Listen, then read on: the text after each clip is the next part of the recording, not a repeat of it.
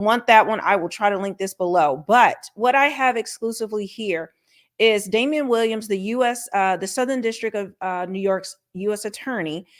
He kept mentioning in his press conference, and I actually have that video as well that I'll link below. He kept mentioning his detention letter.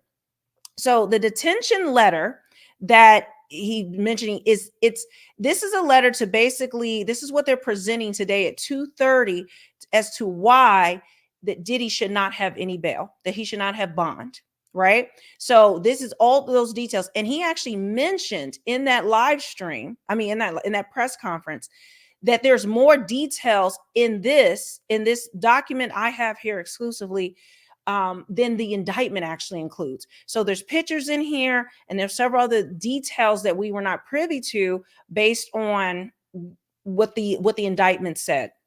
And he kept referring to this and telling people to go to this. So again, guys, this is last minute, like my live stream earlier. I don't expect a lot of people to be in here because I don't normally live stream. But again, if you want to know, I have an exclusive document here. And sorry, I'm facing this way. For some reason, my camera goes this way, but I'm looking this way. So just ignore it. I'll be small. In fact, I'll make myself small right now. So I'll be facing the other way, but I'm going to be reading this. But before I do, guys, I also have some exclusive information. I know someone who is one of the press reporters, one of the reporters in the Southern District of New York. They do not allow cameras there, but they allow approved press. So I found out, okay, guys, that we know that they want to hold him, they call it detention, but hold him so that he has no bond. They don't want him to have any type of bond. And we already know that. They explained that. That's what this detention letter we're going to read. I'm going to read to you and all those details as to why they're saying he should not have any bail, have any bond. Bail is for jail, bond is for this, but a lot of people don't know the difference. So I'm just saying both in case you don't know. So they want to hold him. He's also facing multiple life sentences based on his charges. But guess what? Guess what Diddy has done? This is how serious this is. They have preemptively offered $50 million. Diddy's legal team has offered $50 million. This is what they plan to propose to the judge today. $50 million bond. And that for him to get out. That is how serious the evidence in the charges are.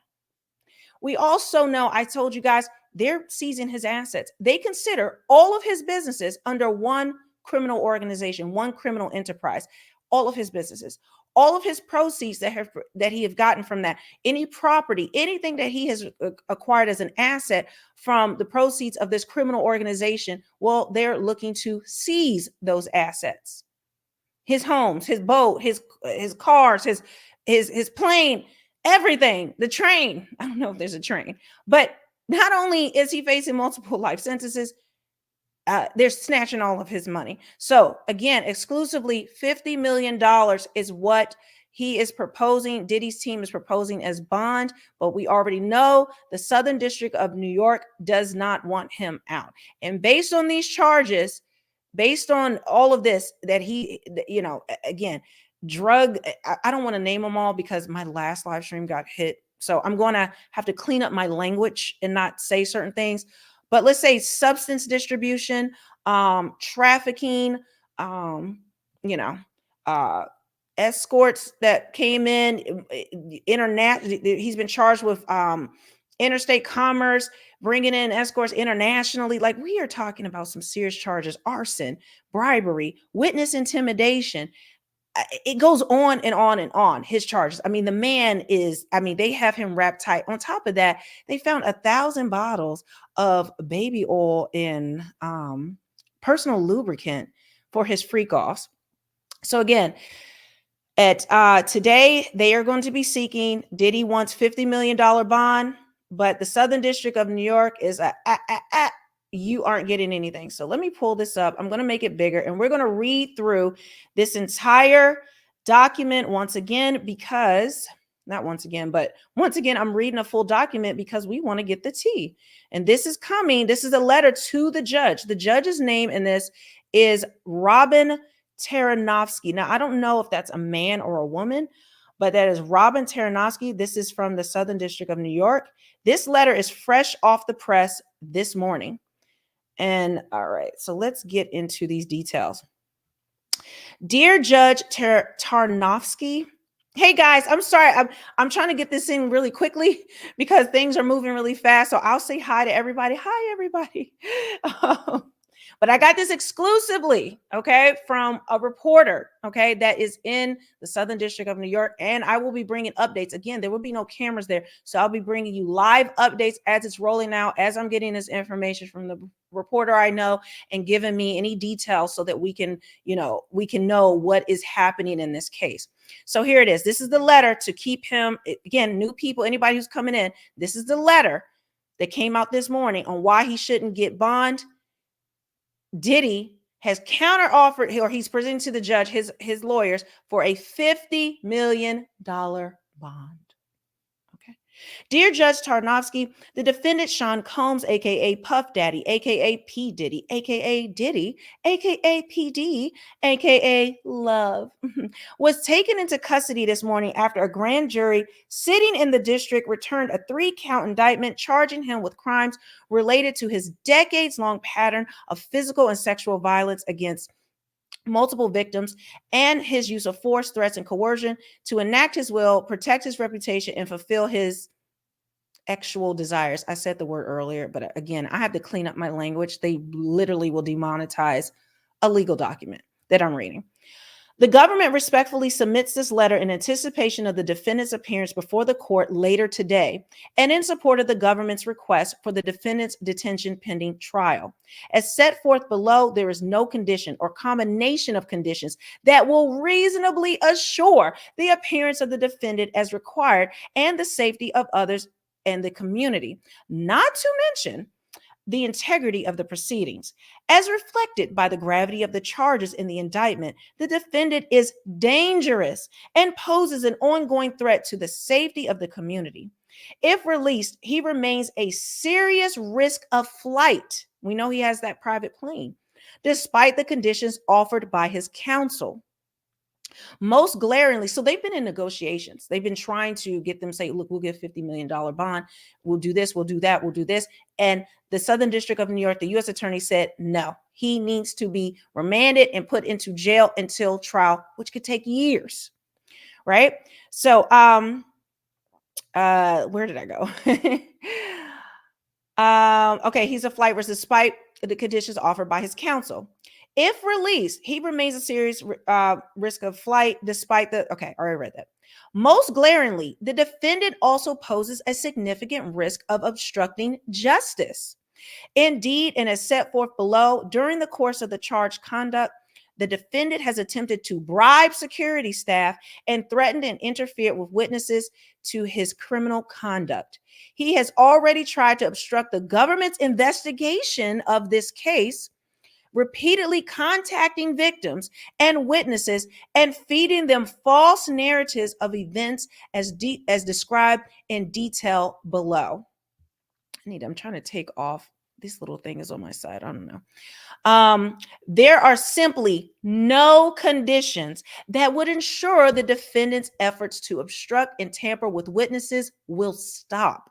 The defendant, therefore, cannot overcome the statutory presumption in favor of detention, and the court should detain him. See 18 U.S.C. 3142 E1. Background. On September 17, 2024, an indictment returned by federal grand jury sitting in the Southern District of New York was unsealed, charging the defendant with racketeering conspiracy from in or about 2008 through or on or about the date of the indictment, in violation of U.S. 18 U.S.C. 1962 D, count 1, X trafficking from in or about 2009 through in or about 2018, in violation of U.S. C 1591 and 2, count 2, and interstate transportation to engage in from in or about 2009, in or about 2024, in violation of 18 U.S.C. 2421A and 2, count 3. This is a lot of information, but let's get into the details now. A. Combs' use of violence, threats, and coercion. Since at least 2008, the defendant and other members and associates of the racketeering enterprise alleged in the indictment, which includes the defendant's multifaceted business empire, the Combs business, wielded the power and prestige of the defendant's reputation as a musician, entrepreneur, and figure in the entertainment industry to commit federal crimes, including racketeering, trafficking, and other offenses. As charged in the indictment, many of those crimes involve SA and exploitation of women and other crimes of violence. Child. Sex trafficking. Oh, I didn't say the word, y'all. They're going to get me. Trafficking and abuse. Using the power and prestige of the enterprise. Again, they're considering all of his business now part of a larger criminal enterprise. Let me stretch this out. Maybe that'll help. All of it. Again, that's why they're trying to seize they're seizing all of his assets from that. The defendant lured female victims into the defendant's orbit, often under the pretense of a romantic relationship. The defendant then used force, threats of force, and coercion to cause those female victims to engage in sexual activity, which included frequent acts with male commercial workers. I have to keep saying X, guys, that the defendant referred to as freak-offs. Freak-offs were elaborate performances that the defendant arranged, directed, and beat off to, I guess, beating himself, pleasuring him, touching, one of those, during and often electronically recorded. Freak-offs occurred regularly from at least in or around 2009 through this year, 2024. So even with the Cassie lawsuit and everything, he's still doing his FOs, and they have some witness for it. So Cassie's not the only person. They said they have multiple victims. Sometimes they lasted multiple days and frequently involved multiple ex-workers. The defendant arranged freak-offs with the assistance of members and associates of the enterprise, including employees of his business and the hotel rooms where they were staged, often sustained significant damages. What were they doing at the hotel room had significant damages while he's getting busy? Wait, what? What were they doing in these freak-offs? Okay. Child. Okay. The defendant ensured the victims would participate in freak-offs through coercion and violence. For instance, the defendant provided controlled substances, including ketamine, ecstasy, and gamma hydroxybate, GHB, to female victims so that they could and would continue to engage in freak-offs despite fatigue, physical and emotional exhaustion, and pain. Yeah, because I believe, if I got the number right, she said that sometimes, Cassie said sometimes the freak-offs will last 10 to 12 hours, and then it would go on all weekend. Like, pain. Okay. Like, how do you even keep something going that long? Like how depraved do you have? Like, I mean, most people, it's like, a 15, 30-minute occurrence. How do you have this for hours in a whole weekend, multiple days? Like, how do you sustain something like that? Like, your body, I don't want to know. I don't want to know. Don't want to know. Additionally, both during freak-offs and separate from freak-offs, the defendant subjected female victims to physical, emotional, and verbal abuse, in part to cause them to engage in freak-offs. The defendant hit, kicked, threw objects at, and dragged female victims, sometimes by their hair. At least a dozen witnesses, here we go, we're now finding out more details. I told you, you guys are going to want to hear this. This is a detention letter. They said there was more details in this. I have this exclusively. So we're going to get more details than what we saw in the indictment. So now we know they have at least a dozen. That means they can have more. And they're actually called for more witnesses to come forth, right? And I'm sure more victims to come forth.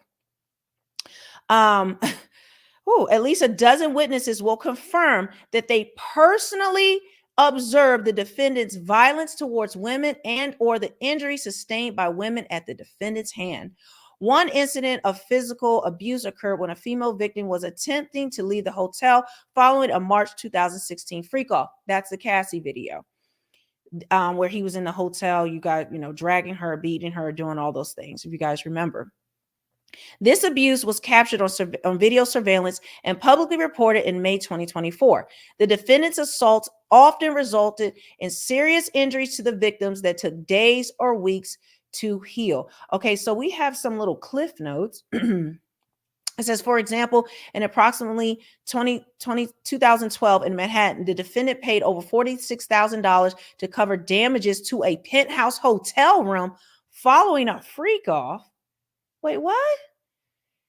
In one incident, it cost he had $46,000 in damages just in one incident to a hotel room. What are they doing? How do you have that? An excerpt of this video footage is attached here to Exhibit A. Oh, wait. Is it? Wait. Okay, no, sorry. That's the Cassie one. I thought we had some new video footage. They're talking about, this is the two. It's talking about the May 2024, then the two here. It says, okay. So they're in their exhibit, they included the Cassie video, the hotel video. The defendant also coerced victims into participating in freak-offs by controlling their careers, finances, livelihood, and or housing, among other aspects of their lives, or by threatening to disseminate recordings of freak-offs. The defendants used his considerable wealth and influence to make victims rely on him financially. For example, by paying for their rent or their cars, or by offering them career opportunities. Once he provided his support, the defendant repeatedly threatened to take it away to ensure the victim's compliance with his demands, including their participation in freak-offs. Indeed, victims believed that they could not refuse the defendant's demands that they engage in freak-offs without risking their financial security or career prospects, or without repercussions in the form of physical or emotional abuse. Ciao. Other violence. In addition to the defendant's physical, sexual, and emotional abuse, guys, I've already read these words. I'm going to get demonetized, but we're going to keep going. Of his romance. So, guys, if you could, any support you can give me, I would be grateful, because, again, we're reading the exclusive detention letter to the judge from the U.S. attorneys to keep Diddy so that Diddy has no bond. His team, his lawyers have offered $50 million bond. This is what they're going to present to the judge today. In addition to the defendant's physical, sexual, and emotional abuse of his romantic partners, the defendant repeatedly engaged in acts of violence directed towards his employees and others. As charged in the indictment, the defendant, often assisted by members and associates of the enterprise, engaged in kidnapping, arson, and physical violence, such as throwing objects at people, throwing people to the ground, and hitting, dragging, choking, and shoving others. Numerous witnesses, including the defendant's employees and others, observed or experienced violence from the defendant firsthand and sustained lasting trauma as a result. Here we have numerous witnesses that include his employees. So his employees have turned on him. And others, I believe, family members and Hollywood, all of those people as well. Which they are still investigating, and they're talking about other indictments coming down for others. Because again, this is a racketeering case. Okay. This is an organization, organized crime. Okay. All of his businesses are seen as one criminal enterprise. And I mean, they're going to go over birthday footage. They have all the tapes. He mentioned this. They have the tapes. They have all the blackmail. They have all of these different things. So there's a lot that's going to be coming out in this case. Ciao. For example, not with the examples, y'all. They really are not playing. For example, in the early morning hours of December 22nd, 2011, the defendant and a co-conspirator kidnapped an individual at gunpoint. What? To facilitate breaking into and entering the residence of another. Multiple witnesses would testify at trial to the events surrounding the kidnapping and break-in, the latter of which is corroborated by police reports and other records. Approximately 2 weeks later, the defendant's co-conspirators set fire to individual one's vehicle by slicing open the car's convertible top and dropping a Molotov cocktail inside the interior. Police and fire department reports extensively document the arson and conclude that the fire was set intentionally. Multiple witnesses would also testify to the defendant bragging about his role in destroying individual one's car. My goodness. Oh, thank you for my super chat. Let me read this really quick. Kirsten says, thank you for keeping us all updated. We appreciate you so much. Thank you so much, Kirsten or Kirsten. I'm not sure how to say it, but thank you. I appreciate that. Again, if you don't know, I read the indictment earlier. Guys, I exclusively have access to the detention letter that was submitted by the U.S. Attorney. I have to keep repeating for new people, guys. This is the exclusive letter, the detention letter that the U.S. Attorney kept talking about this morning in his press conference based on the indictment, that this detention letter is seeking for Diddy to be locked up, to have no bond, no bail up through trial. Diddy has offered $50 million in a counter to that. And we're going to see that play out in court today. And I believe this car incident, if I'm not, it could be another person, but I believe this car incident is referring to when Cassie said that Diddy blew up his car, and Diddy and Kid Cudi confirmed it. So Cassie said in her lawsuit that when she tried to escape him and she ran to Kid Cudi's house, Kid Cudi was protecting her. He blew up Kid Cudi's car. Okay, and Kid Cudi came out and confirmed that. Okay, it's still allegedly, but obviously. More broadly, since at least 2008, allegations of the defendant's physical abuse of women and others have been publicly reported in the media, including in Hollywood blogs and on podcasts. Law enforcement reports corroborate that police responded to several instances of the defendant's violence, including assaults against victims and other individuals. Whoa, this is crazy, guys. Listen to this. More recently, there have been an outpouring of other public allegations against the defendant, including claims of threats and physical and sexual violence dating as far back as the 1990s. They are reaching all the way back, guys, in time. They're reaching all the way back to the 90s, to all the things and rumors and things we've heard about Diddy since then. They're reaching for that. Again, guys, this is exclusive information that I am bringing you right now on about Diddy. This letter. And this is just some court filings. These are all the different complaints. There's a complaint 2023. Most of these are 2023 and 2024. It mentions the lawsuits. It says, let's see. It says Joy Dickerson Neal versus Combs, Liz Gardner versus Combs, Doe versus Combs, Crystal McKinney versus Combs, Don Richard versus Combs. Whew. Here's in short, the defendant's violent tendencies are widely known. However, at no point during the past few decades has the threat of public exposure or law enforcement intervention deterred the defendant from continuing his abuse. Well, if y'all knew about this all the time, why haven't y'all done anything? But honestly, I think that you have to have witnesses. They have to have cooperating witnesses. They've got to have evidence. It can't just be rumors or things that we've seen on the blogs and the internet. So they have to have solid evidence. And guys, again, they include pictures. So firearms. The defendant and members of the enterprise, including the defendant's security personnel, at times carried firearms, and the defendant himself carried and brandished firearms to intimidate and threaten others. Indeed, some victims were aware of the defendant's access to firearms. On one occasion, the defendant forced a female victim to carry a firearm on his behalf, and on another occasion, he pointed a firearm at a female victim. The defendant continues to have access to guns, including illegal firearms. That was included in a press conference. And this picture you see here, where they scratched off the serial number, so these guns could be untraceable.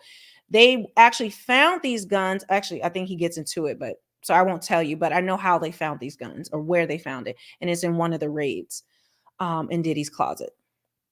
In March 2024, During searches of the defendant's residences in Miami, Florida, and Los Angeles, California, law enforcement seized firearms and ammunition, including 3 AR-15s, each with defaced serial numbers, as well as a large capacity drum magazine. As pictured below in a close-up image, the serial number of one of the AR-15s is visibly bored through and obscured. Just so you know, they haven't actually, I didn't see in the indictment any charges on the guns. They just mentioned the guns. So I think that's a separate or superseding indictment. Two of the three defaced AR-15s were found in the defendant's Miami bedroom closet, stored broken down in parts, along with magazines that were loaded with ammunition, as depicted below. One of the AR-15s had a 10-round magazine loaded with 10 rounds of large caliber. I don't know how to say. I don't know, guys. 223 ammunition. I don't know. While the second AR-15 had a 30-round magazine with 19 rounds of 223.223 ammunition. So there's, this is actually pictures from the raid that they took that day of the guns broken down on a towel in his closet. All right, so there is also, there we go. There's the magazine. The large capacity drum magazine loaded with 59 rounds of, I'm just going to say ammunition, was seized from the defendant's Los Angeles residence as depicted below. So that's the large, there it is. That is the large capacity drum magazine. In addition, 6 legally purchased guns with serial numbers, some of which were stored in gun safes, were recovered from the defendant's residences. Although these particular guns, both the legal and illegal firearms, were seized, their presence in the defendant's homes demonstrates that the defendant has access to and surrounds himself with both guns and ammunition. Likewise, even if the defendant were personally restrained by the court from obtaining new firearms himself, he could retain access to them through others. In sum, the defendant's regular use of violence and threats of violence, as well as the coercion described above against the victims and others, fostered a culture of fear in which these individuals believed they were unable to reject the defendant's demands without subjecting themselves to physical violence or other abuse. Let me see, guys, I'm gonna pause really quickly. I want to see if I just need to see if they actually, if he's in court yet. I need to check my source really quickly because we don't want to miss anything, right? So let me see what my source has to say. It's been updating me. Okay, so nothing yet, nothing yet, nothing yet. All right. I just want to make sure because we want to jump on that. All right, let's continue with our long indictment, not indictment, read his detention letter. They are trying to, again, for new people, they are seeking no bond. They're seeking for him to be remanded, to be detained, to be in detention until and through trial. Diddy has offered, they were trying to negotiate, he's offered $50 million bond. Okay.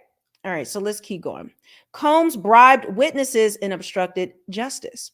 Throughout the time period charged in the indictment, when the defendant faced the possibility that his violent and criminal conduct could become public, the defendant and other members and associates of the enterprise pressured witnesses and victims not to report what they saw or heard to law enforcement or to otherwise conceal the criminal conduct. For example, and as noted above, this keeps moving. Sorry about that, guys. Okay. Are you done moving? Are we done moving? Okay. We're done moving. We're done moving. We're getting back. Okay. For example, as noted above, in March 2016, the defendant was captured on video surveillance striking, kicking, and dragging a woman in a public area of a hotel in an apparent attempt to prevent her from leaving a freak off. When a member of hotel security staff intervened, the defendant attempted to offer the hotel security officer a stack, a stack of cash, to ensure his silence. After the security guard refused the defendant's bribe, and after coordination between the defendant and his employees, the defendant's staff contacted other members of hotel security. At the same time, staff members were in close communication with the victim of the assault as well. all in an effort to cover up the defendant's assault and to prevent the incident from being publicly disclosed. Within days of the incident, the surveillance video disappeared from the hotel's server. So we know that's the Cassie video. That's the Cassie incident.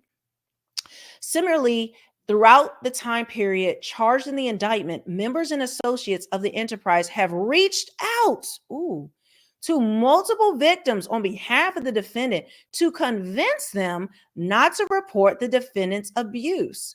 Most recently, in late 2023, last year, immediately following public allegations of certain of the defendant's crimes, including his physical and SA of women, the defendant and other members of the enterprise made repeated phone calls to victims and witnesses, during which they provided victims and witnesses with false narratives of events in an apparent effort to conceal the defendant's crimes.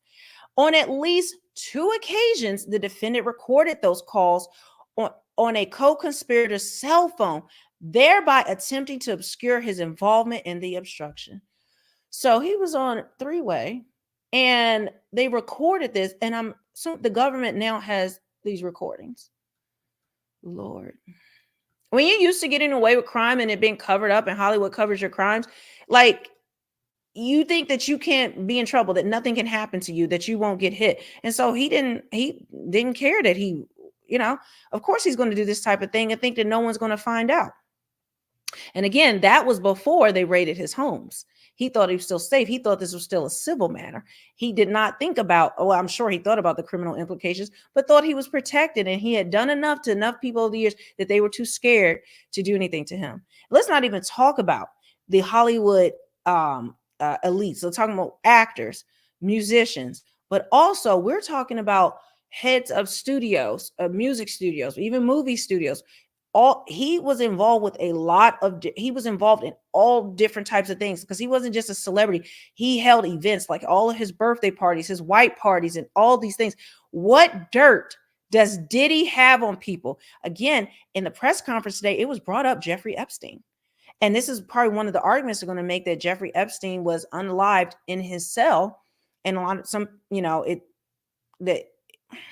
the reports are that he did it himself. Many people believe that he didn't do it himself. And it was all in an effort to unalive him, so that evidence that he had of others doing, the trafficking and the SA that, he did. And he had Jeffrey Epstein rolled like Diddy, where he kept evidence of what these people had done. He kept a log book. He kept all this different pieces of evidence to use against people.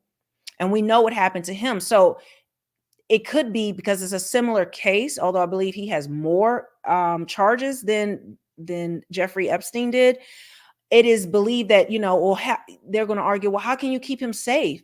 He should be let out, or he should get bond, because look what happened. The jails aren't safe. They don't know how to keep a prisoner safe and all of that. So that is a good argument for Diddy to bring up. I don't think it's going to work, but that is something that he can say. And again, we have to think about how many people are going to want Diddy to no longer be walking this earth because of all the evidence that he has on people, and he can turn and flip, and there's a lot going on, guys. So expect a lot of heads to roll. The government's investigation is ongoing, and this is the scary part for a lot of people, a lot of his celebrity friends, a lot of these different people who have been involved, the Hollywood elite, the Holly weirdos that have been able to get away with these crimes for so many years. We're now seeing they are silent, and they have been silent on all these matters, and they are terrified.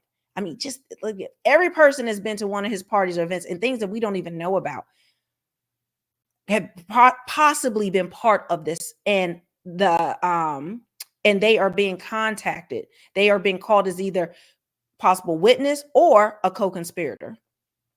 So while the indictment against the defendant was unsealed today, the investigation into his and other co-conspirators' conduct is active and ongoing.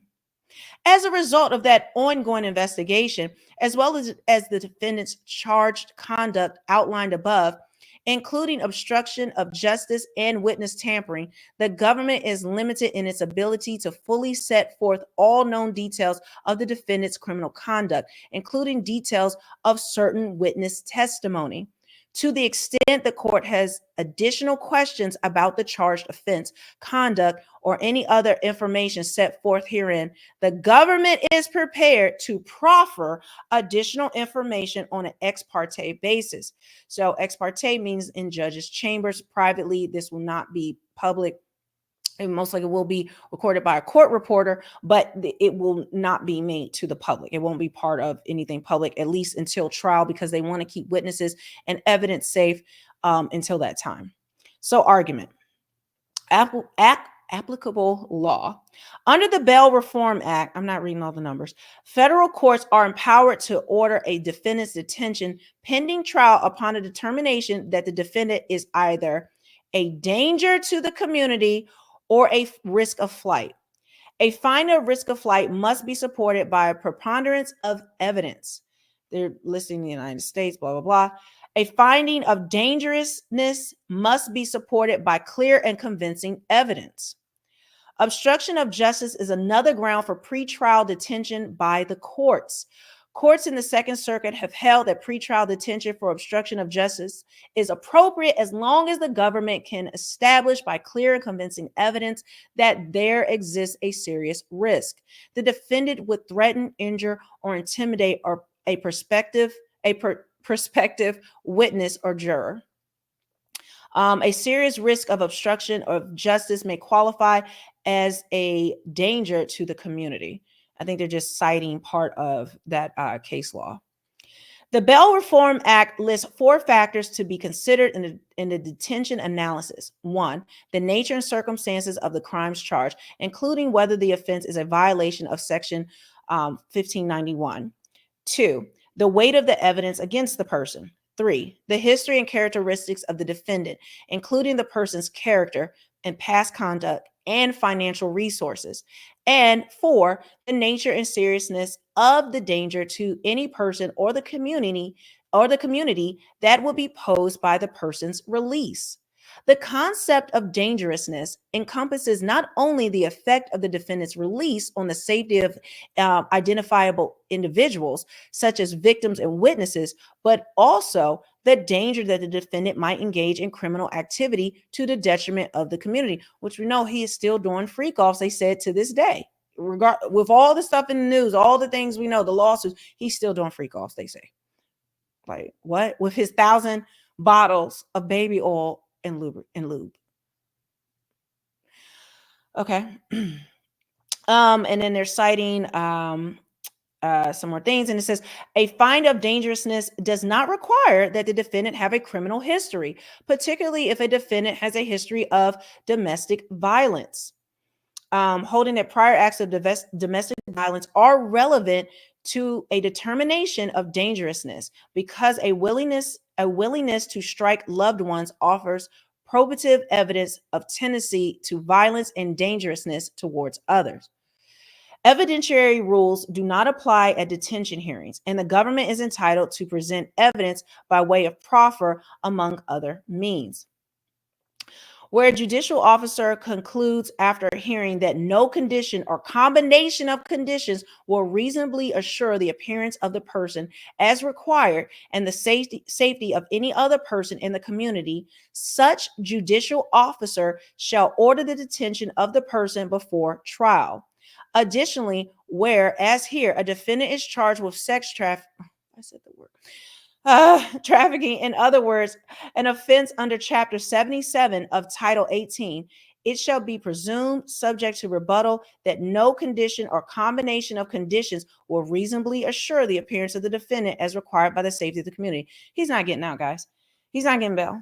I posted a video, and also on my Instagram. If you're not following me, follow me on Instagram. The link is below in the description, where I posted a video of him spotted in Central Park hours before he was arrested. I think this is going to be the last public video we have of Diddy, because I do believe he is going to be remanded into detention until trial and through trial. And I also believe most likely he's going to be convicted, because when When the federal government swings, they usually do not miss. And on top of that, he's facing multiple life sentences. So this is a wrap. Discussion. For the reasons set forth below, again, he's innocent until proven guilty. Okay. I just have to say that. This is all alleged.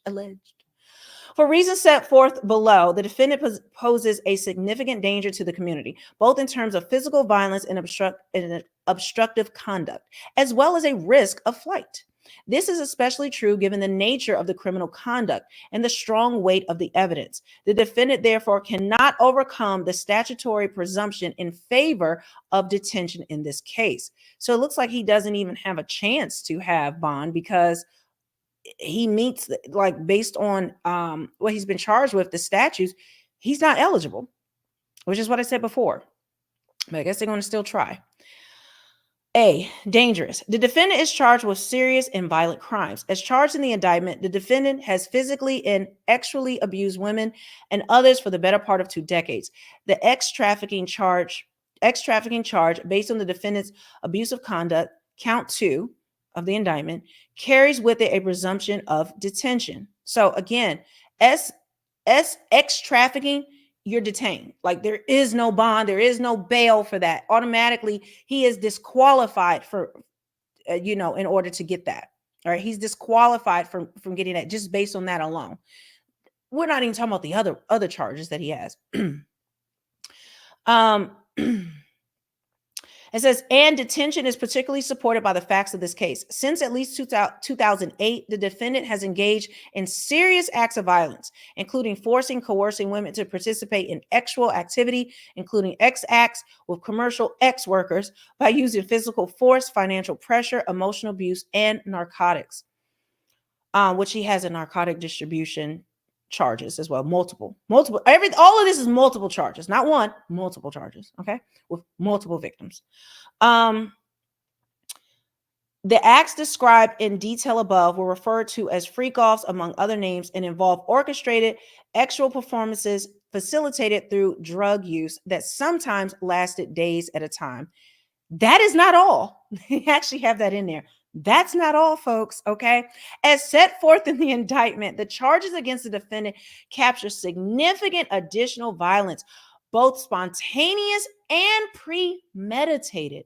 On numerous occasions, the defendant assaulted women, employees, and others when he became enraged by throwing objects at them, choking them, pushing them, kicking them, and slamming them against walls and onto the ground. The defendant and other members and associates of the enterprise, again, the enterprise are all of Diddy's businesses, all television, media, music business, liquor, clothing, all of that is now seen as the criminal enterprise. Okay, just so you know.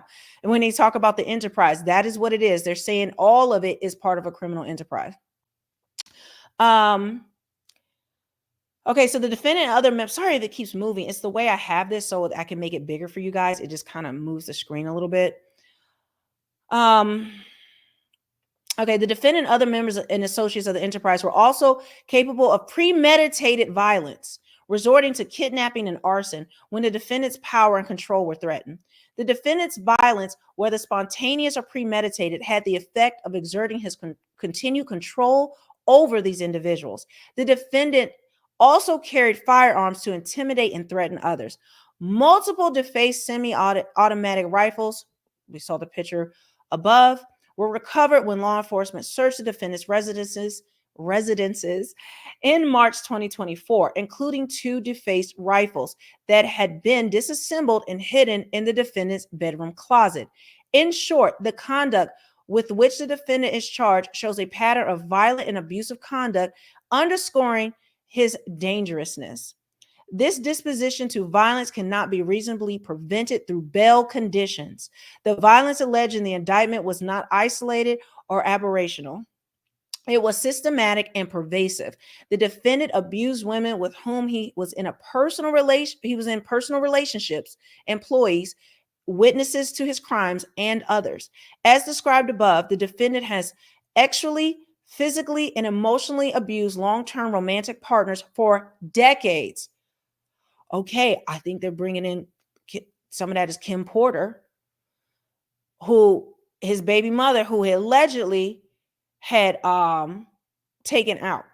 Okay, this is what has been alleged everywhere, and a lot of the allegations that we've seen publicly or in blogs and all that, which I even mentioned blogs in here, that it was true. A lot of this stuff has been true. They just haven't had the supporting evidence or the cooperating witnesses in order to bring this case forward. Or he finally pissed off the wrong Hollywood people, and they now are throwing him to the wolves, which is dangerous because he has evidence against all these people. So we'll see what happens with that. For decades, including by forcing them to engage in freak-offs, the defendant has abused countless others in his orbit, and in particular women, without regard for consequences. Indeed, the defendant's abuse of women long predates the conduct charged in the indictment. To date, at least 5 women have publicly accused the defendant of violent SAs dating back to the 1990s. Ciao. Moreover, the defendant's violence and abuse often occurred behind closed doors, including in his homes, hotels where he was staying, and other private settings. He has assaulted victims, employees, and others, and even brandished a firearm at a victim in his homes. The alleged trafficking similarly took place in private settings, not easily monitored. Indeed, in addition to engaging in freak-offs at hotels, the defendant has at times organized freak-offs at his home or at the homes of his female victims. This is precisely the kind of violence that even strict conditions such as home incarceration cannot prevent. In sum, the defendant's long history of violent conduct makes clear that even the most stringent bail conditions will not suffice to ensure the safety of the community. The defendant is a serial abuser who repeatedly assaults and coerces women to achieve his own I have to say actual, guys, I'm trying so I don't get demonetized. Probably am already. Actual gratification, and uses his vast wealth and position of power in the entertainment industry to conceal his illegal conduct and prevent victims of and witnesses to his abuse from coming forward. The defendant's long-standing pattern of abuse is probative evidence of the likelihood that he will continue to abuse. Indeed, nothing, not even the threat of public exposure or law enforcement intervention, has stopped his abuse. They're saying this man's out of control. This man is a monster. This man doesn't care what's said about him online. This man doesn't care about what's been reported. He doesn't care about the lawsuits. He doesn't care about anything. Nothing has been able to stop him from abusing people. The defendant has continued to physically assault and threaten those around him, including his romantic partners, his employees, and others who happen to be present when he succumbed to his fits of rage. No bail conditions can address the defendant's tendency to become violent when angry or emotional. Anyone in his presence is at risk of abuse or assault. The defendant's physical assaults are serious, resulting at times in serious injury, requiring medical intervention and long periods of recovery. Therefore, the nature and seriousness of the danger to any person is both real and specific. And they're stating a case, and it says reversing the district court's release of a defendant who had no criminal history but had a history of domestic violence. DV. Obstruction. As part of the charged racketeering conspiracy, actually, let me check real quick how you guys are doing. Let me see. Oh, thank you. I got my super sticker. Thank you for my super sticker. Guys, I don't usually live stream, but I just wanted to, again, I got this exclusively from somebody who is a reporter in the Southern District of New York. And let me just double check to make sure we don't have any updates on what's going on in the courts. Let me check this. Okay, I don't see anything new here. Let me go to one more thing to make sure I don't have anything else has happened. Okay, so it's past 2:30, so I'm assuming they are in court. Okay, he offered the 50 million, but again, you're not allowed in there. I mean, they don't have cameras are not allowed, so I have to wait for my reporter friend to talk about what's going on. And let me just make sure there's nothing on YouTube. And then we're going to finish this. This is what they're presenting right now, so that Diddy does not get bailed, that he is not released at all. Let me just see. Okay, they're just outside the courtroom. Everyone's outside the courtroom. No one has any details yet, but I do have someone inside the courtroom. So you're going to stay tuned with me because I'll be able to break to you first. They're going to report as soon as they're able to before you'll see it anywhere else, because again, they will be updating from the courtroom. Okay, so let me go back to this. Whew, child, this is a lot. This is a lot. Again, this is what they're presenting. So Diddy, guys, I think it's it. I don't think we're going to see Diddy again. I think until trial, like Diddy, I don't see him getting bond. I could be wrong, but just based on this, when I read the charges, I was like, no. But seeing this, it's likely no. And then he's facing multiple life sentences. P. Diddy is, I guess he's going to have to conduct his freak offs inside Rikers because. Oh, geez. Well, he actually might like that. Let's be honest. That may be a dream come true. Let me see. Okay, as part of the racketeering conspiracy, the defendant engaged in obstruction of justice, including bribery and witness tampering. Given the defendant's history of engaging in obstructive conduct to conceal his criminal activity, both personally and through intermediaries, there is every reason to believe that the defendant will continue to engage in such obstruction if released. And then they're citing the case. It says transcript of bail hearing in which defendant was denied bail due to risk of flight and obstructive conduct. We do know that he has a private plane, and he also sometimes charters private planes. As detailed in the indictment, following a freak off of March 2016, the defendant attempted to bribe hotel security staff. So this is going over that whole thing again that we talked about earlier, but I'll continue to read. So, attempted to bribe hotel security staff and prevent hotel security from publicly disclosing and or reporting to law enforcement his vicious attack on a woman attempting to leave a freak off. That was Cassie. The defendant's efforts to disclaim responsibility for that attack continued until earlier this year. A civil lawsuit was filed on or about November 16, 2023, alleging years of sexual, emotional, verbal, and physical abuse by the defendant, including allegations describing the March 2016 incident. Following the filing of the lawsuit, the defendant stated in no uncertain terms, "Let me be absolutely clear. I did not do any of the awful things being alleged." Through counsel, the defendant vehemently denied these offensive and outrageous allegations, describing the complaint as riddled with baseless and outrageous lies. It was not until the video surveillance footage of the defendant's attack was leaked to the media months later that the defendant was forced to admit that he had, in fact, perpetrated the disgusting acts, the disgusting attack. Clearly, the defendant is willing to deflect, minimize, and lie. No shite, Sherlock. And induce others to do so on his behalf to avoid taking responsibility for his own actions. So that's coming back to bite him. That he denied that, and then he, had to admit it because of the video. And this makes me believe that they're the ones that had let the video leak so that he can ensnare himself, so that he can get himself more caught up. It's all calculated. We were wondering, where did that video come from? Who had it? How did the security bought it? But then how did anyone get it? Well, either he bought it, they found it in his place, which a lot of people are saying that he found in his place, or someone supplied it. I believe they found it and then they released it. And not the whole thing. More recently, the defendant has directly and through intermediaries engaged in obstructive conduct related to the matters under investigation in this case. Specifically, following the November 2023 lawsuit, the defendant and intermediaries acting on his behalf reached out to potential victims and witnesses to the alleged conduct, including individuals he did not speak to regularly and had not spoken to in years, to attempt to feed those victims and witnesses false narratives about the defendant's criminal conduct. With respect to at least two of these individuals, the defendant's co-conspirators assisted in efforts to protect the defendant. For example, on or about November 19, 2023, just 3 days after filing of a lawsuit described above, the defendant made multiple calls to another victim. So when Cassie filed her lawsuit 3 days later, he made multiple calls to a different victim of his essay and recorded certain of those calls using the cell phone of a co-conspirator.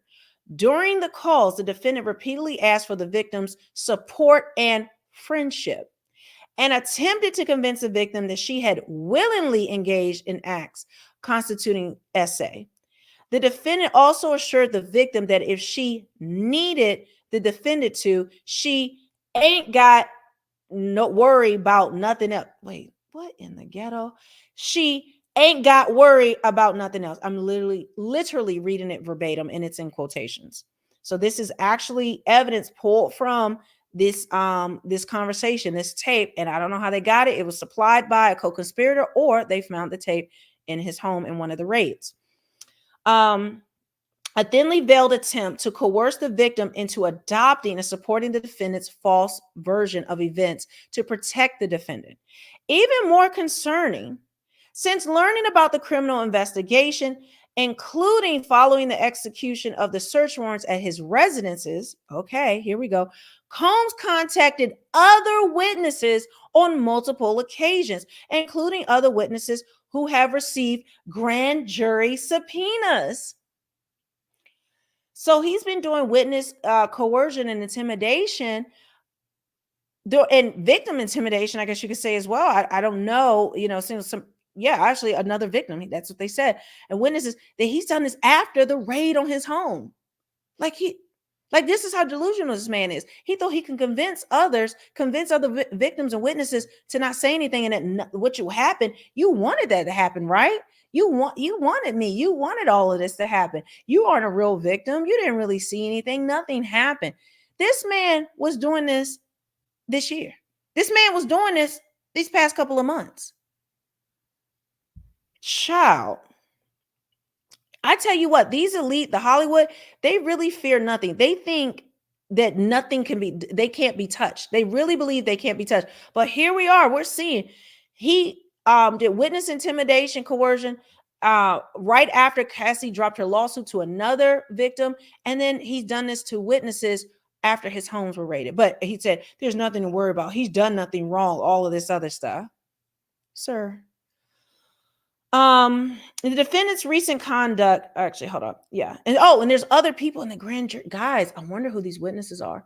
So they've been subpoenaed. They've gone before the grand jury. They've subpoenaed before the grand jury. So the case is, they're still building the case. This is just what they have now, but there's more to come. And it could most likely be a superseding indictment. The defendant's recent conduct is similar to that in United States versus LaFontaine, in which the Second Circuit affirmed the district court's revocation of pretrial release after the defendant in the case engaged in witness tampering. Specifically, the defendant, who was charged with multiple counts of fraud in connection with providing false claims to medical insurers, called a witness to remind the witness that a particular patient had received surgeries that the patient had not, in fact, received.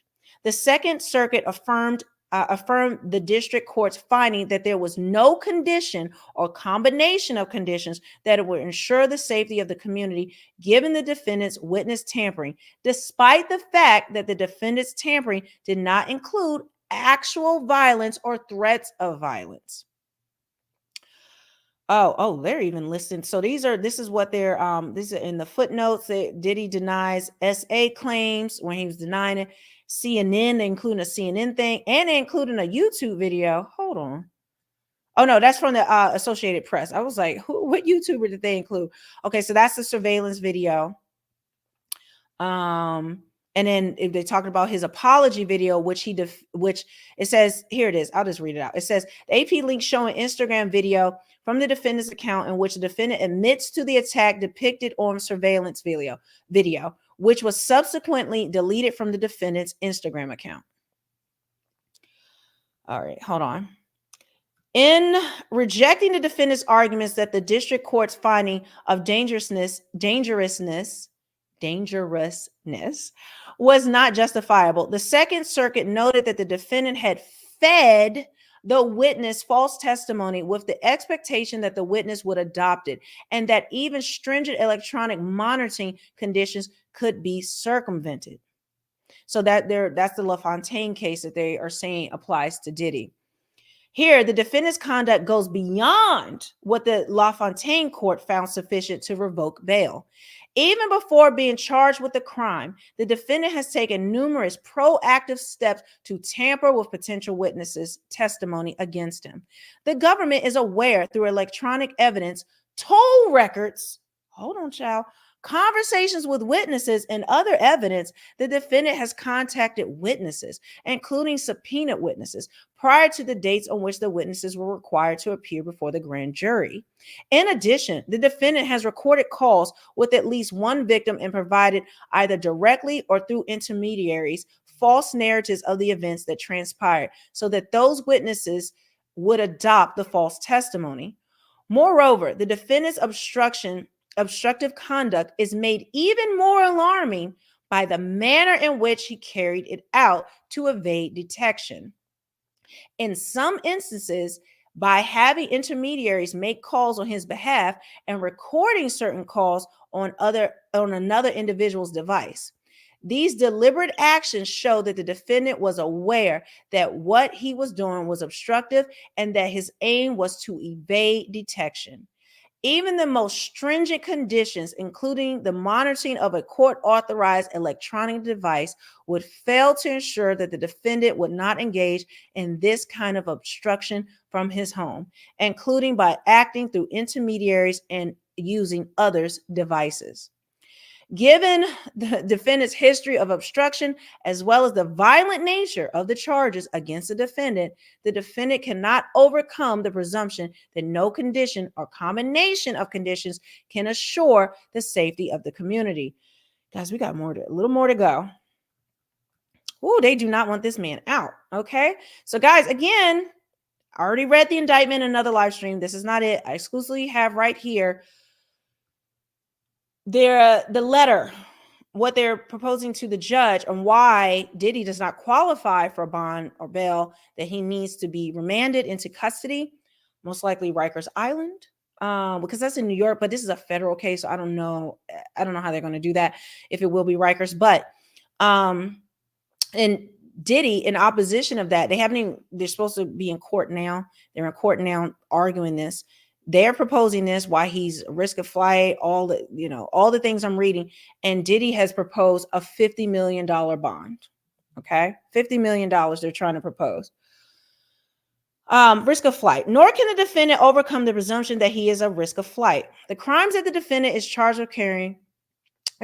with carry significant penalties. We're talking about life in prison, which is what I told you guys. Look, here we go.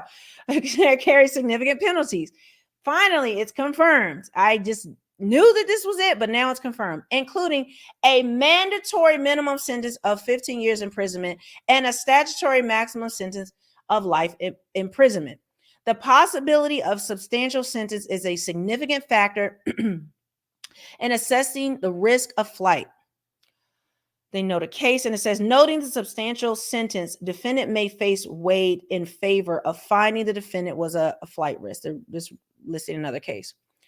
The steeper the potential sentence, the more probable the flight risk is, especially considering the strong case of the government. Child. Here, the defendant is facing at least 15 years imprisonment if he's convicted. Okay, so that 15 years, like you may say, oh my gosh, that's so low. No. That is just the possibility for probably the lowest. That's the lowest offense, guys. The lowest offense, 15 years. Okay. And he has multiple charges of the same offense: kidnapping, multiple charges; arson, multiple charges; bribery, multiple charges; narcotics distribution, multiple charges. Okay. Trafficking, multiple charges. So, like, guys, this is stacked on top of each other. Like, this isn't, like, again, the man is gone. But in my opinion, he's not going to see the light of day again. The possibility of substantial sentence is a significant factor in assessing. Oh, I just read that. Assessing the risk. Blah, blah, blah, blah, blah. Hold on. I'll just read it again because hold on. Oh, here it is. The steeper the potential sentence. Please hold still. Hold still, computer. The more probable the flight risk is, especially considered a strong case of the government. Here, the defendant is facing at least, bare minimum, if he gets one conviction, one of the things goes through, just one tiny part of this indictment goes through, one count of multiple counts goes through, is bare minimum 15 years imprisonment if he's convicted. This fact alone would provide a compelling incentive for anyone to flee from prosecution. But the incentive to flee is especially strong for this defendant, who at age 54 faces the very real prospect of spending a substantial portion of the rest of his life in prison. As detailed below, the evidence in this case is incredibly powerful. As the facts set forth in the indictment and herein make plain, dozens of victims and witnesses, dozens, not a dozen. So before I saw something that said a dozen, like at least a dozen. Now we know dozens, plural, multiple of 12, at least 24, victims and witnesses, because multiple mean dozens, that's what it means. But that's just bare minimum of what we know. Have provided detailed, credible, and corroborated information against the defendant. Child, everybody has turned on Diddy. Everybody. And I'm wondering if some are celebrities to save their own behind. We're looking at a lot of celebrities that he has been buddied up and close to and have been allegedly participated in these activities and these different things with him. And it certainly was a known secret, a well-known secret in Hollywood, in the music industry, that this was going on. These individuals include many who personally experienced and witnessed violence and other crimes at the hand of the defendant. Moreover, their accounts are well corroborated by significant extrinsic evidence, including financial and billing records, travel records, electronic data, and communications, including extensive communications by and with the defendant himself. For example, victim testimony regarding freak-offs is at times corroborated by other witnesses' testimony, communications with the defendant and commercial ex-workers, travel records, hotel records, videos of the freak-offs. Oh, child, we got videos of the freak-off. Not that I want to see it, but I need tea. Other freak-offs and records and records reflecting or indicating payment. Similarly, a victim's physical abuse may be corroborated by, among other things, videos of the abuse, photographs of injuries, reports made to law enforcement, communications with the defendant and others, and testimony from other witnesses who saw or heard about the abuse. The vast and varied sources of evidence described in detail below will be compelling evidence of guilt at any trial in this case.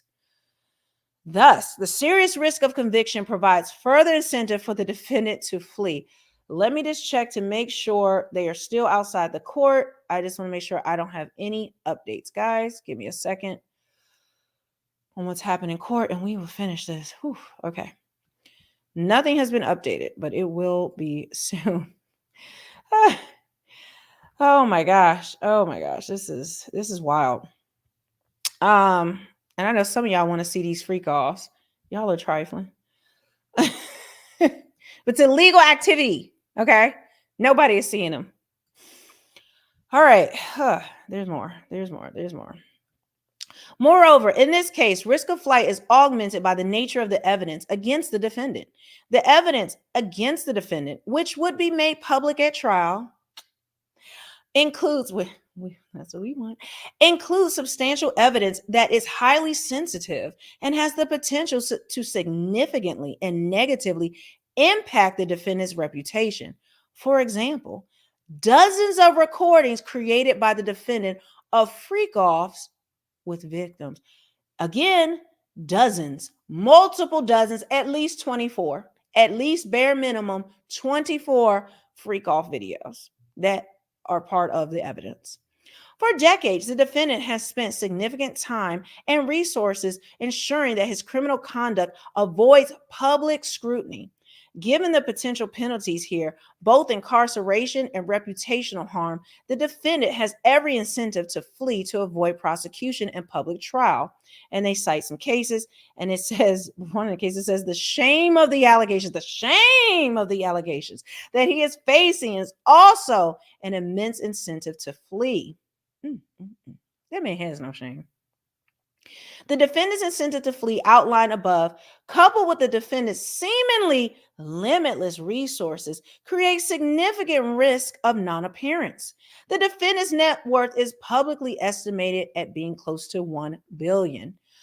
Indeed, the investigation of this case has revealed that the defendant has access to vast funds and resources, including deep reserves of cash, which would facilitate his evasion of prosecution. At least as of December 2023, the defendant had access to dozens of bank accounts, some personal and many under corporate entities, which contain millions of dollars. I'm reading it, millions of dollars. 1 billion. Okay. Additionally, as of December 2023, the defendant had over $1 million in personal cash on hand. The defendant has traveled internationally several times per year since at least 2006, and since approximately 2019 has owned a personal plane on which he has traveled internationally. The defendant maintains two primary residences in Los Angeles and Miami. In addition to his private plane, the defendant owns multiple vehicles in multiple locations.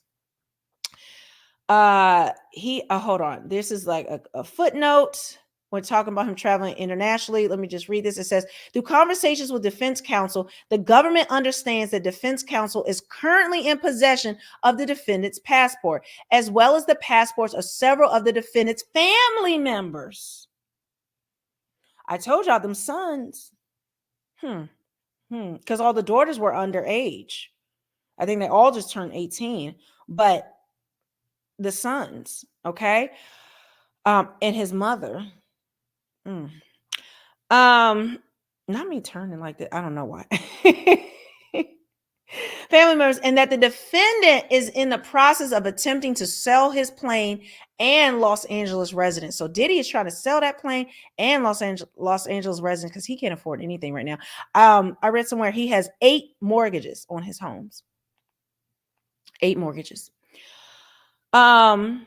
As explained above, however, the defendant's vast resources make him a flight risk even without a passport, private plane, or multiple residences. He has a personal staff, including assistants, security, chefs, trainers, and others who perform tasks at his command, including transporting him, delivering him currency, securing narcotics for him, and other tasks. And he's extraordinarily well connected within and outside the entertainment industry.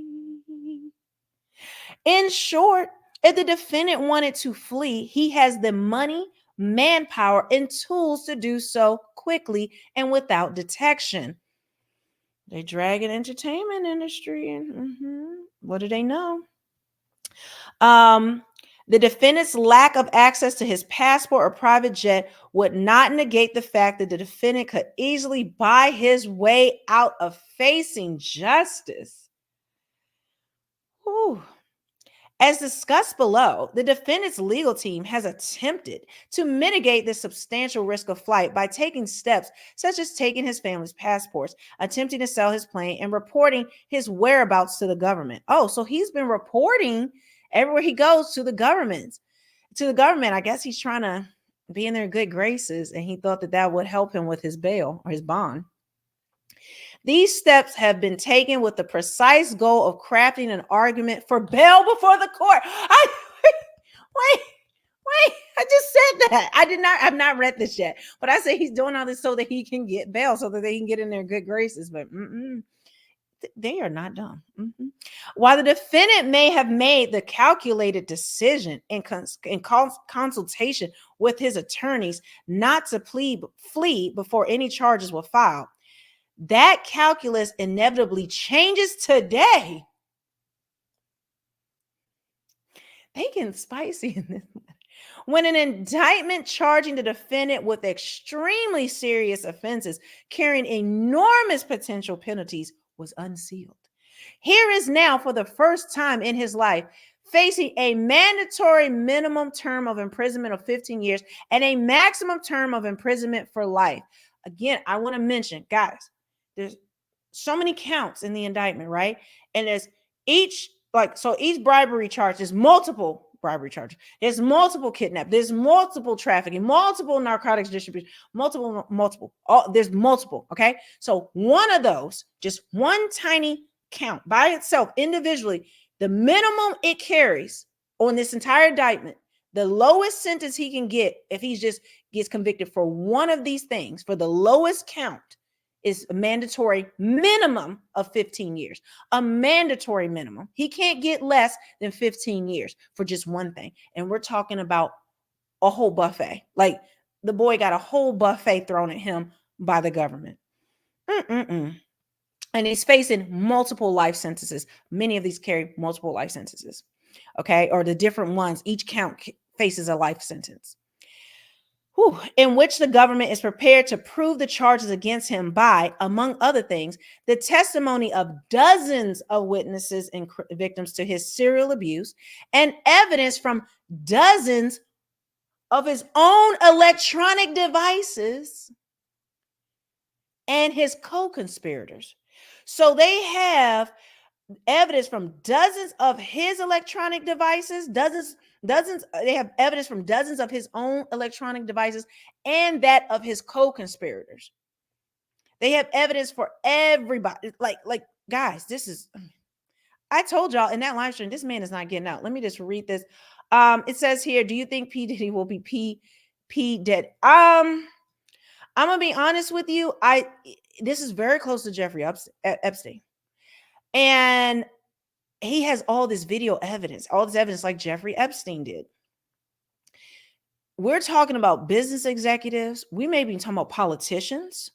Remember, the mayor of New York just gave him a key to the city last year. Multiple politicians, even higher up than that. We're talking about Hollywood elites, actors, producers, movie studio directors, music producers, music executives. Like, the whole house can come falling down. And do you think they're not going to try to protect themselves? Think of all the people he's been aligned with and associated with, not just rappers and artists and things. We're talking about the high up executives, Illuminati level, if you believe in that or not, Illuminati level type of thing that he's had his hands on, black, white, and everything in between. So the potential for him to be Jeffrey Epstein, absolutely. Like, I'm trying to think if I could see this going to trial. I don't even, because R. Kelly, it was not this level. R. Kelly was ghetto. It was like his little friends and all that. It wasn't like industry. It wasn't as pervasive as this. And so R. Kelly was a different thing. This right here, this is, I mean, this case is one of the worst I've ever seen. I mean, this man there's no way out. Like, the only way I could see him getting out or getting less is to cooperate. And if he was to cooperate, you already know what they will do. We know what Hollywood will do. So I do believe I can't say for sure, but guys, expect him to be Jeffrey Epstein. Again, that's just speculation on my part, but it makes sense. It's the same court. He will be held in the same jail, I believe, until trial. And he has the same, X trafficking and all this. And in fact, I think he has more. He has more than Jeffrey Epstein. And he's more connected. And he's more of a public figure and a celebrity and entertainer. He has all of those things where he has way more connections with the elite than Jeffrey Epstein did. All right. So, weight of evidence. Jeez. Okay. We're almost there. Okay. We're on page 13 of 16. Let me just make sure we don't have any new news that has come out. No, my reporter friend doesn't have anything yet. The court is still empty on the outside, but we are waiting, guys. As soon as my reporter friend, who supplied me with this and let me know that Diddy was seeking $50 million bond, he offered that in negotiation with the district attorney, $50 million bond. So far, they probably going to present that to the judge, if not more. Okay. To the judge, but they, from this, they want no bond. This is what this whole thing is about. No bond. Okay. All right, y'all. Oh, I'm tired. Okay, but we're gonna get through this because this is new tea, guys. No, we've never heard this. Nobody's had any of this evidence. Nobody's ever heard this. This is coming straight from the U.S. District Attorney's Office, who indicted him this morning, and this letter was released this morning. Okay, prior to them going to the bond hearing. Right now, the bond hearing that's going on. Weight of the evidence. In considering the danger and risk of flight presented by the defendant, the court is also required to consider the weight of the evidence against the defendant. The defendant faces a strong and powerful case here, only magnifying the danger he could present to others, especially victims and witnesses ready to testify against him, and the risk he flees. The evidence in this case consists of a vast, okay, guys, vast amount of victim and witness testimony, electronic evidence. That is what we want. Like, we want the witness and all that. I want the tapes. I want the Diddy tapes. Not the freak off. Okay, not the freak off tape, but I just want, like him doing crazy stuff, him smoking crack or whatever. I don't need to see the freak offs. Some of y'all are trifling and want to see it. Electronic evidence, physical evidence, and subpoena returns and other voluntary productions, among other things. As to witnesses, to date, the government has conducted interviews, here we go, with over 50 victims and witnesses. Remember, I said bare minimum 24 because they said dozens. With over 50. Again, it's over 50. We don't know how many they had. They had 100 against Jeffrey Epstein, and then that case got, we're not going to talk about that. So even though they have a lot of witnesses and victims that can testify, if they mess up at trial, the conviction could be overturned. But again, this reminds me, this one right here, of Harvey Weinstein having the vast number of victims. Okay, this reminds me definitely of Harvey Weinstein. So over 50, we don't know what that could be. I'm assuming this has been going on for decades. They cite all of this stuff going on for decades and having evidence of it. Okay, so they've conducted interviews with over 50 victims and witnesses, many of whom saw or experienced the defendant's abuse. Many of the witnesses corroborate one another, and their accounts are similarly consistent with the other types of evidence discussed below. The government only expects that number to continue to grow, given that the investigation, which is now public, is ongoing. Child, Hollywood is, they are shaking, scared. They are terrified because, all of them have been silent. Even when the Cassie video came out, they've been silent. They've said nothing. And you know why? Because of the freak off videos and other evidence and other things that Diddy has on them.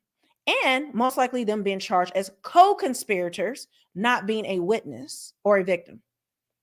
So if we're not hearing from anybody in Hollywood, anybody who's silent that we know was associated with him, we already know what it is. We already know they most likely are part of, they either he has allegedly has evidence on them, or they are going to be a cooperating witness, or they're a victim. Whew, okay, so it's going to continue to grow. And again, more indictments are coming. More they haven't even mentioned any co-conspirators, and you need that for a racketeering case. He mentioned that this morning. Damian Williams, the U.S. attorney for the Southern District of New York, said that this is ongoing and more heads are going to roll. More indictments are coming, and Diddy most likely can get superseding indictment, meaning another indictment as more evidence comes out, more things or more charges they decide to drop. Once they have enough evidence, he can get an additional indictment. Hold on, we're gonna finish this. Let me drink some water. I'm like, I'm tongue-tied. My mouth is dry. All right, so we're gonna keep going with this. Whew. Okay, this is it. The electronic evidence is vast. Vast, okay? Not a lot, not numerous, not vast. When I think of vast, I think of the ocean. The ocean is vast and expensive. Space is vast. Okay, that's vast. They have that amount of evidence, electronic evidence. And again, electronic evidence includes recordings. Recordings, guys. Hold on, what somebody say? Wait, hold on. 200 Watt Studio said, do you think, oh, there's an Oprah freak off video? Oh, child, I don't want to know. It could be. Like, we're talking about people that you won't even think that are connected to him are part of this. We don't know all his parties and things through the decades, all of his events and private events. This is, guys, this is expansive. This is huge. The government has sought and obtained numerous search warrants for such evidence, in addition to obtaining evidence voluntarily from certain victims and witnesses. Setting aside devices seized in the connection of the defendant's arrest, the government, the government has obtained over 90 cell phones, laptops, and cloud storage accounts, as well as over 30 other electronic and storage devices. So again, over 90, over 30. We don't know what that number is. It's somewhere above that, right? The electronic data comes from the defendant himself, as well as co-conspirators, victims, and witnesses, and chronicles much, not some, not partial, not a little bit, but much, the majority of the defendant's criminal activity as it occurs. Oh, God.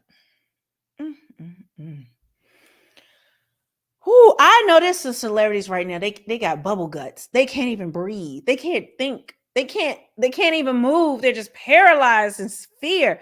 These executives, business executives, industry elites, the Illuminati. I'm not going to name specific names, but The evidence also consists of physical evidence, which was seized pursuant to the search warrants executed at the defendant's residences in Los Angeles and Miami, as well as on his person and the persons of certain co-conspirators. So he had evidence on his body. These Negroes are trifling. They had it on them, okay? The evidence. In addition to the firearms and electronics discussed above, the physical evidence also includes other evidence of freak-offs. Oh, so the freak-offs, okay, so additional physical evidence of the freak-offs, okay, including 1,000 bottles of baby oil and personal lubricant. 1,000 bottles of baby oil and personal lubricant. That's how nasty these people are. Finally, the evidence includes records obtained pursuant to over, wait, what? Oh my gosh. Finally, the evidence includes records obtained pursuant to over 300 grand jury subpoenas and other voluntary productions. Again, north of 300 grand jury subpoenas. These materials come from over 100 entities and individuals, including communications providers, tech companies, social media companies, banks, and other financial institutions, airlines, hotels, car services, and other travel-related companies, escort services, and even the defendant's companies and wealth management firm.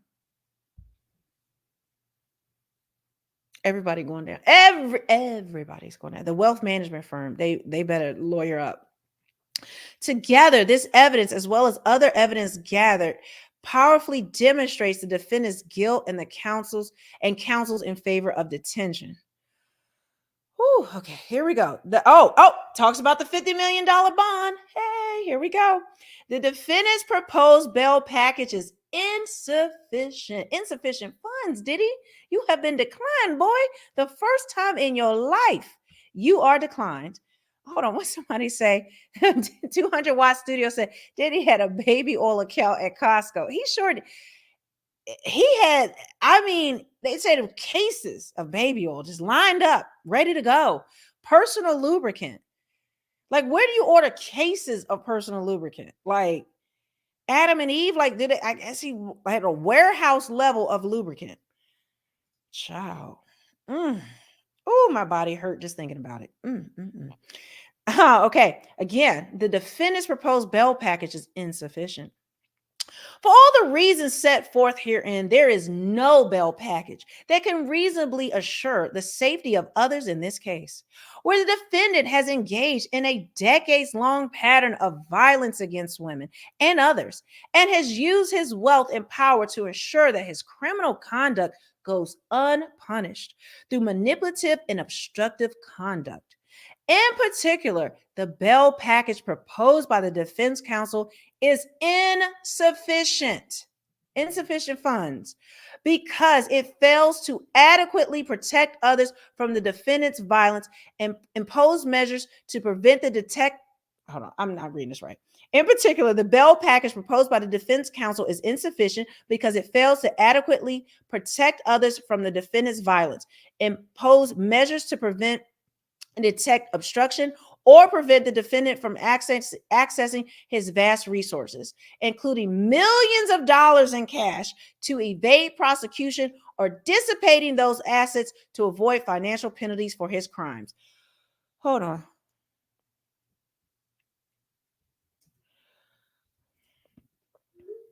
Okay, sorry guys, I'm getting some text messages. I just had to check, make sure I'm not getting anything that I need to read out to you guys. Okay. Defense counsel, here we go. This is what we wanted. Defense counsel has proposed certain bail conditions, including home detention with electronic monitoring and a $50 million bond secured by the defendant's Miami property. These conditions are plainly insufficient to address the legitimate concerns set out above. In particular, given the defendant's history of engaging in obstructive conduct, the court must reject the insufficient conditions proposed by the defense counsel, which do nothing to prevent and detect such conduct. For example, in United States versus Ferranti, a case in which the defendant was charged with witness tampering and where obstruction remained an ongoing concern, the Second Circuit reversed the district court's release of the defendant on bail conditions because the $1 million bond, which was to be secured by the properties owned by the defendant and members of his family, only deterred flight, not danger. Okay, so that's important. They can't prevent him from hurting someone else based on these conditions. More specifically, the Second Circuit found the district court's bail condition intended to address witness tampering, which was a general prohibition that the defendant was not to commit a crime or intimidate a witness. In quotes, it says, it does not at all impede his ability to do so and requires no more of him than that which the law already demands of every other citizen. I know they're just quoting a case law right there. Notably, the defendant's previously proposed conditions do not include provisions related to his access to electronic devices, which, as outlined above, the defendant uses to engage in obstructive conduct. Nor do the proposed conditions include information related to or restrictions on access to the defendant's vast resources, including multiple personal bank accounts in the name of the defendant's businesses, and deep cash reserves, which could facilitate the defendant's flight. Hold on, making sure.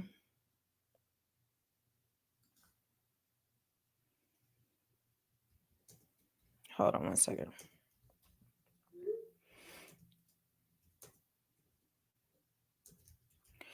All right, so I may have to step away for a little bit, and then I'm going to finish this, and then once we hear the actual thing that happened in court, I'll come back and report on that. But let me finish this up for you guys. We're at the end. Which could facilitate the defendant's flight. Similarly, the proposed conditions fail to protect against dissipation of assets, which may be subject to forfeiture or penalties on the charges in the indictment. Yes, they're trying to seize his asset. The United States government wants him to forfeiture his assets. Finally, the proposed conditions do not include conditions that will limit the defendant's potential to engage in violence or abuse, such as drug testing and treatment and surrender of all firearms. Conclusion. We made it. As set forth above, the defendant poses an ongoing and significant danger to the community, has repeatedly engaged in obstructive conduct, and presents a serious risk of flight. The government respectfully submits. let me take this Oprah comment down. I just saw it. Respectfully. Here it is. A serious white flag. The government respectfully submits that the defendant cannot meet his burden of overcoming the statutory presumption in favor of detention. There are no conditions of bail that would assure the appearance and compliance of the defendant or the safety of others. Accordingly, any application for bail should be denied. Woo! We made it, guys. We made it. So Damian Williams signed that, and then it's all the other United States attorneys and their phone numbers. So there you go. I'm gonna go on a limb again and say I think bail is denied. I think bond is denied. I do think Diddy will be in prison or jail until trial, and through trial, I believe he will be held. And yeah, so his little last bit of freedom, I posted on my Instagram. If you follow me on Instagram, like my name is It's Melanie King.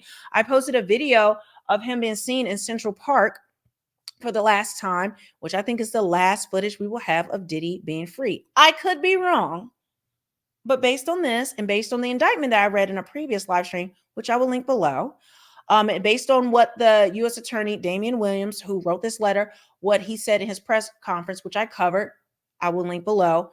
I think it's lights out for Diddy. So guys, let me know what you think. I appreciate you guys coming in and listening to this long thing. But we will see what happens. But again, this gives us way more details about this.